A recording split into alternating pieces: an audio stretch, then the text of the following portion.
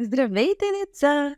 Аз съм Биби Еднорогът и сега ще ви разкажа приказката за дъбът и тръстиката по басни от Ла Фонтен.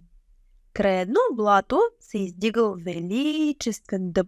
Близо до корените му растяла крехка и жилава тръстика, която се извивала при всеки порив на вятъра. Толкова си немощна, присмява се дъбът. Трепериш и се прививаш и при най-лекия повей. Трябва да стоиш гордо изправена като мен. Децата се катерят по клоните ми, възрастните отдъхват в сенките ми, а ти с какво си полезна? Не знам, отговорила тъжно тръстиката. Такава съм, огъвам се.